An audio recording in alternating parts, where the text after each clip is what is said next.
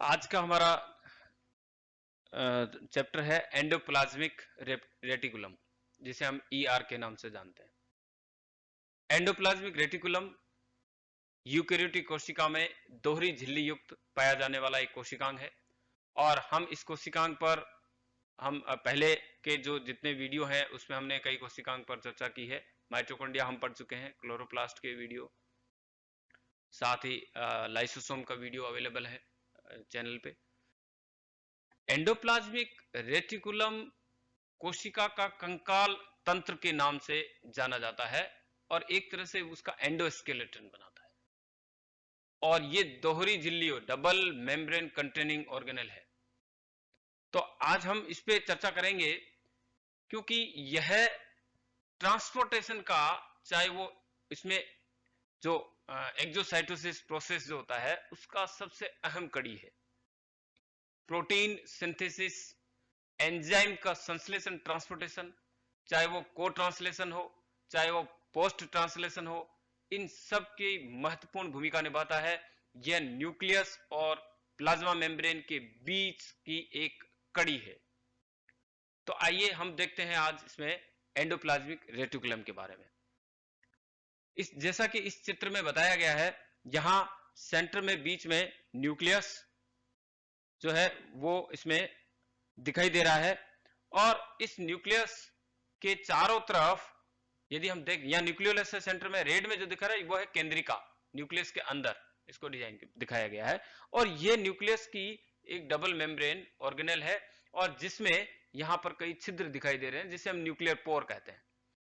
और यह double membrane organelle जो है जिसमें बाहरी मेम्ब्रेन जो है वो एक्सटेंडेड है, इधर ध्यान से यदि हम देखें तो ये बाहर की मेम्ब्रेन जो है वो एंडोप्लाज्मिक रेटिकुलम की मेम्ब्रेन बना रही है। तो एंडोप्लाज्मिक रेटिकुलम में भी डबल मेम्ब्रेन है। आउटर मेम्ब्रेन जो है वो न्यूक्लियस के साथ इसमें एक्सटेंडेड है, देखिए आप इसमें ये जुड़ी हुई मेम्ब्रेन। और इस मेम्ब्रेन के थ्रू यह एक्सटेंडेड पोर्शन जो है ये पूरा ये अंदर की ल्यूमन है। और यहां ये फ्लैटेंड स्ट्रक्चर जो है ये एंडोप्लाज्मिक रेटिकुलम है। आगे हम देखेंगे कि ये इसमें अलग से स्ट्रक्चर कौन सी होती है, क्योंकि राइबोसोम अटैच्ड है यहां यदि हम देख रहे हैं तो उसमें ये इसका अलग टाइप हो जाता है। तो यहां पर हमें दो प्रकार की दिखाई दे रही है, smooth and rough endoplasmic reticulum. आगे हम इसमें डिफरेंसेस पे एक अलग से वीडियो बनाएंगे, उस पर चर्चा करेंगे। अभी हम केवल एंडोप्लाज्मिक रेटिकुलम, उसके टाइप्स क्या है, रफ क्यों कहते हैं इसको, स्मूथ क्यों कहते हैं, रफ का काम क्या है और स्मूथ एंडोप्लाज्मिक रेटिकुलम का काम क्या है और इनकी स्ट्रक्चर क्या है, इसके बारे में हम चर्चा करेंगे। सबसे पहले हम देखते हैं कि इसको डिस्कवर किया था पोर्टर एंड थॉमसन ने 1945 में। और साइटोप्लाज्म में मोस्ट ऑफ द एनिमल और प्लांट सेल के अंदर ये एक ऐसा रेटिकुलम, एक ऐसा जाल बनाया हुआ है, एक्सटेंसिव नेटवर्क का निर्माण करता है जो मेम्ब्रेन लिमिटेड चैनल या कलेक्टिवली हम इसको कहते हैं एंडोप्लाज्मिक रेटिकुलम। यहां पर यदि हम देखें तो ये नेट लाइक एक बिल्कुल जाल बना हुआ हमें साइटोप्लाज्म में दिखाई देता है। और यह केवल मात्र यूकेरियोटिक कोशिकाओं में ही प्रेजेंट होता है, जो हम पहले ही बात कर चुके हैं कि ये डबल मेम्ब्रेन सेल ऑर्गेनेल है। और हम जानते हैं कि प्रोकैरियोटिक कोशिकाओं में दोहरी झिल्ली युक्त कोशिकांग नहीं पाए जाते। अब हम बात करें, कुछ ऐसी कुछ सेल्स भी होती हैं जिसमें ये अब्सेंट होती है, जैसे एरिथ्रोसाइट आरबीसी में, एग में, एम्ब्रियोनिक सेल्स में, वहां पर ये ईआर जो है नहीं पाई जाती। इस डायग्राम से हम और ज्यादा तस्वीर क्लियर हो जाती है एंडोप्लाज्मिक रेटिकुलम की हमारे दिमाग में, क्योंकि हम कंकाल को पढ़ते हैं तो हमारे ये ध्यान में भी होना चाहिए कि इसकी स्ट्रक्चर वास्तव में कैसी दिखाई देती है। तो कुछ पोर्शन जो है ईआर मेम्ब्रेन का वो कंटिन्यूस रहता है प्लाज्मा मेम्ब्रेन के साथ, देन न्यूक्लियर एनवेलप के साथ। तो यहां पर हम देख रहे हैं कि दो प्रकार की ईआर जो है वो हमें नजर आ रही है। एक पोर्शन वो है जो न्यूक्लियस से जस्ट बाहर की तरफ है और वहां पर छोटे छोटे कणीय जैसी संरचनाएं जो है वो नजर आती है। वो जो कण है वो है राइबोसोम। तो राइबोसोम जिस ईआर पर उपस्थित होता है इसलिए वो सरफेस रफ कहलाती है, इसलिए उसे आर ई आर या रफ एंडोप्लाज्मिक रेटिकुलम के नाम से जाना जाता है, क्योंकि उसकी सरफेस के ऊपर क्या अटैच्ड है, राइबोसोम जुड़े हुए हैं। वहीं जो स्मूथ एंडोप्लाज्मिक रेटिकुलम होती है उसके ऊपर किसी भी प्रकार के कोई ऐसे राइबोसोम अटैच नहीं होते हैं, और यह जो स्मूथ होती है, ये स्ट्रक्चर जो है ये यहां से लेके बाहर की तरफ स्मूथ वाली नजर आ रही है। ये देखिए नीचे। अब यदि हम दोनों की शेप में भी देखें तो हमें अंतर नजर आ रहा है साफ साफ, क्योंकि रफ एंडोप्लाज्मिक रेटिकुलम जो है वो ऐसी सिस्टर्न नहीं लाइक स्ट्रक्चर है, सिस्टर्न ही है, जैसे हम गोल्जी कॉय के अंदर हम देखते हैं, जिसे हम प्लांट में डिक्टियोसोम कहते हैं। तो एक फ्लैटन स्टेक लाइक स्ट्रक्चर है सिस्टनी जो है, वो हमें सेक लाइक ऐसी दिखाई दे रही है। लेकिन जब हम स्मूथ एंडोप्लाज्मिक रेटिकुलम की बात करते हैं तो ये ट्यूबुलर स्ट्रक्चर है। यहां हम देखिए ये ट्यूबुलर स्ट्रक्चर है, नलिका का। तो ये अंतर जो है दोनों की शेप में भी है। तो एंडोप्लाज्मिक रेटिकुलम जो है काम क्या करता है, ये act as a secretory, storage, circulatory या nervous system of the cell के रूप में काम करता है। इसमें सब काम आ गए, सीक्रेशन का काम भी इसके थ्रू है, स्टोरेज का काम भी है, सर्कुलेशन करना कोई भी पदार्थों का, जो आगे हम पढ़ेंगे प्रोटीन्स का, एंजाइम्स का, ये काम भी यही करता है। और एक तरह से हम कह सकते हैं कि सेल के लिए एक नर्वस सिस्टम का निर्माण करता है। इसलिए इसे बायोजेनेसिस ऑफ सेल्यूलर मेम्ब्रेन के नाम से भी जाना जाता है, क्योंकि सेल्यूलर मेम्ब्रेन को बनाने का काम भी यहीं से होता है। अब इस ईआर को यदि हम देखें तो ये 50 से 60 एंगस्ट्रम इसकी थिकनेस होती है, और इस मेम्ब्रेन में, इसकी मेम्ब्रेन में कई सारे प्रकार के एंजाइम्स जो है वो इसमें लगे रहते हैं, एंजाइम्स उपस्थित होते हैं। और यह एंजाइम जो होते हैं वो सिंथेटिक एक्टिविटी में जो है वो काम आते हैं, सिंथेटिक एक्टिविटी में ये एंजाइम्स काम आते हैं।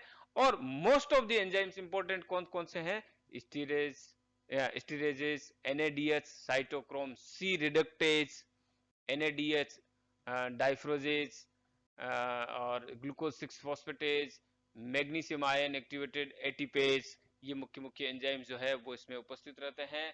और एंडोप्लाज्मिक रेटिकुलम की कैविटी वेल डेवलप्ड होती है, ठीक है। और यह जो है काम करती है किसके रूप में, passage for the secretory products, कोई प्रोडक्ट जिसका स्त्रवण करना हो, सिक्रेशन करना हो, तो उसको पास करने में यह कैविटी काम करती है। अब हम बात कर रहे हैं इसमें स्ट्रक्चर की बात करते हैं। सबसे पहले हम बात कर रहे हैं यहां पर एंडोप्लाज्मिक रेटिकुलम में कि इसकी 3 फॉर्म होती है। पहली फॉर्म जो है लेमिलर फॉर्म, या जिसे हम सिस्टर्नी कहते हैं। तो यहां हम देख सकते हैं कि जो न्यूक्लियर एनवलप होता है उसके बाहर की तरफ जो ये लगी है, यह एक लेमिलर स्ट्रक्चर है। हम देखते हैं लेमिला जैसी स्ट्रक्चर है, और इसे हम कहते हैं सिस्टर्नी, ठीक है। और दूसरी जो फॉर्म होती है इसकी, वो है वेसिकुलर फॉर्म या वेसाइकल होती है।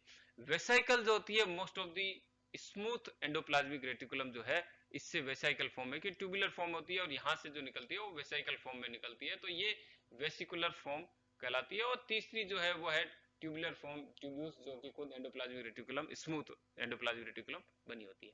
पहले हम बात कर रहे हैं सिस्टर्नी की।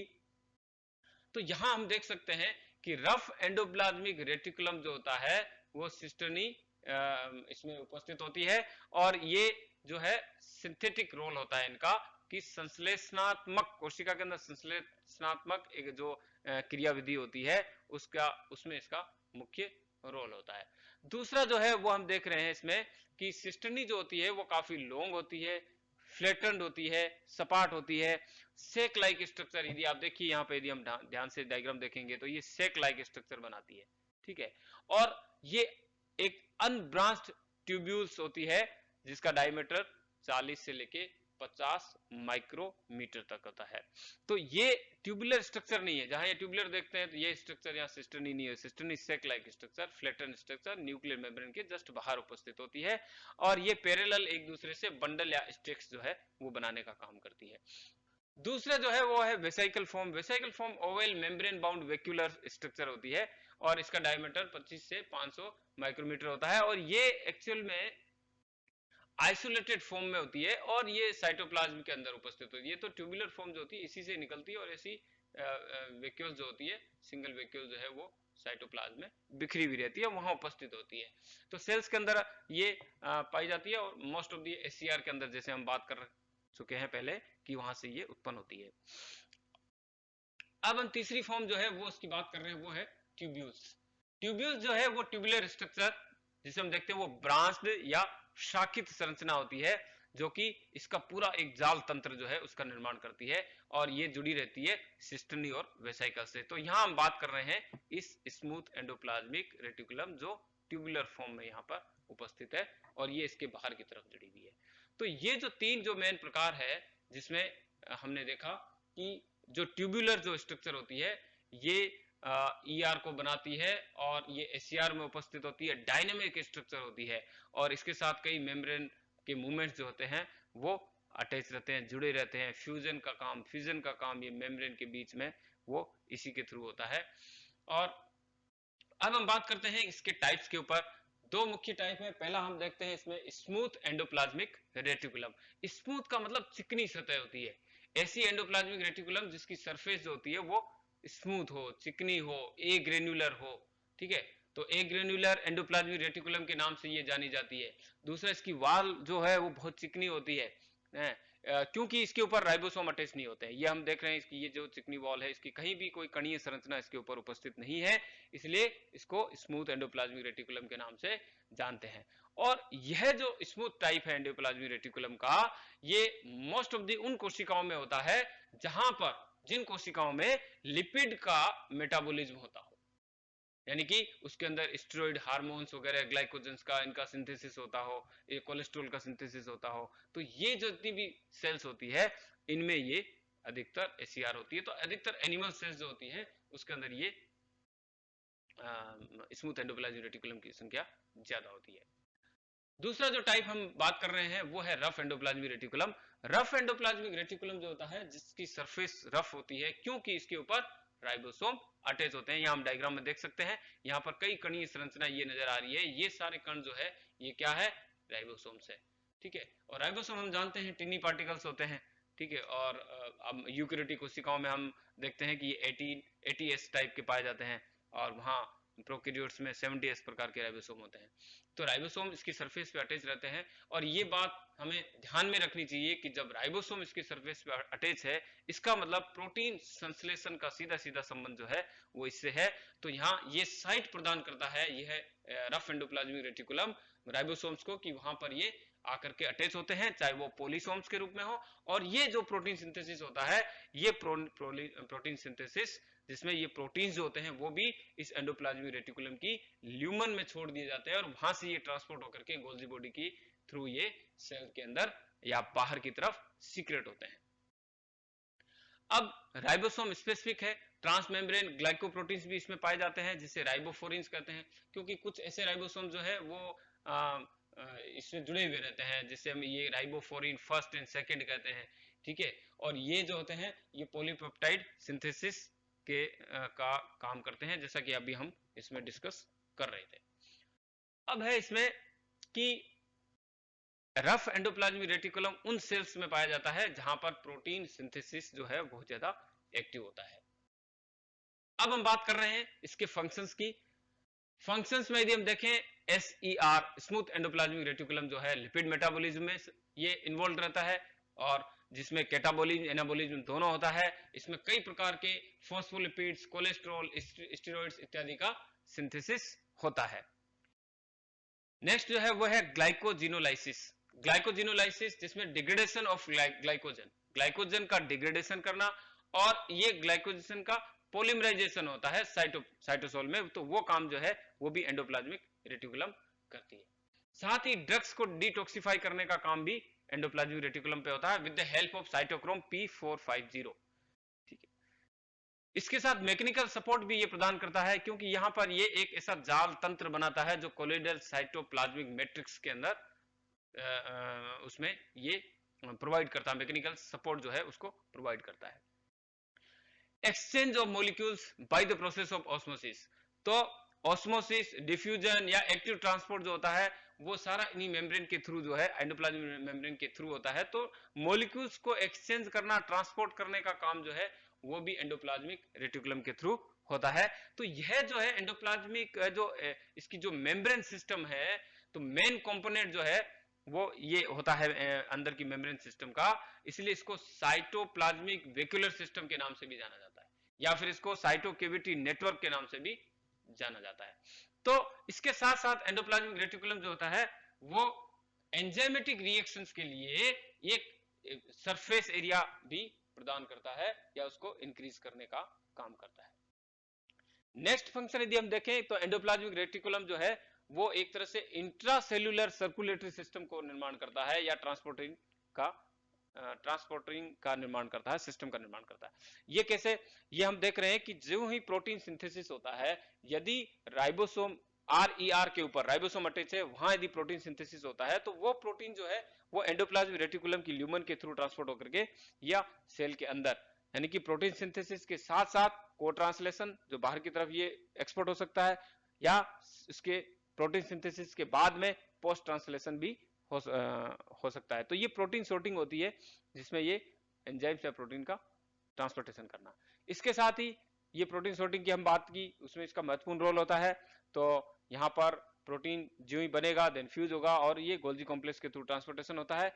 साथ ही इंट्रासेल्युलर इंपल्सेस, यहाँ पर एक इंडक्शन का काम करना, तो वह भी मेम्ब्रेन जो है कि कोई भी मैसेज यदि आता है तो उसको कंडक्ट करने का काम भी एंडोप्लाज्मिक मेम्ब्रेन जो है वो करती है।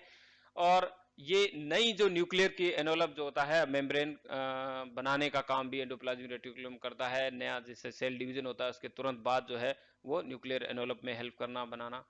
इसके साथ साथ रफ ये स्मूथ एंडोप्लाज्मिक रेटिकुलम जो होता है उसके अंदर कई सारे ऐसे एंजाइम्स होते हैं, वो ये एंजाइम जो है वो कोलेस्ट्रॉल को उसके सिंथेसिस करने का काम जो है वो ये करते हैं। RER की हम बात करते हैं तो RER जो है वो मेम्ब्रेन ट्रांसपोर्ट प्रोटीन्स बनाना, ग्लाइकोप्रोटीन्स बनाने का काम जो है वो करता है, जिसमें को ट्रांसलेशन जिसे हम बात कर रहे हैं, ट्रांसलेशन के साथ साथ ये रफ एंडोप्लाज्मिक रेटिकुलम मेम्ब्रेन के अंदर भी इंसर्ट होते रहते हैं, देन ये ट्रांसपोर्ट होते हैं। तो हम बात कर ही रहे थे इसमें site of biogenesis of cellular membrane का काम करते हैं ये। तो इस प्रकार आज हमने एंडोप्लाज्मिक रेटिकुलम और उसके टाइप्स पे चर्चा की। अगला जो वीडियो आएगा वो हम एंडोप्लाज्मिक रेटिकुलम और स्मूथ एंडोप्लाज्मिक और रफ एंडोप्लाज्मिक रेटिकुलम के बीच के डिफरेंसेस को देखेंगे, और उसमें हम देखेंगे कि इन दोनों में क्या क्या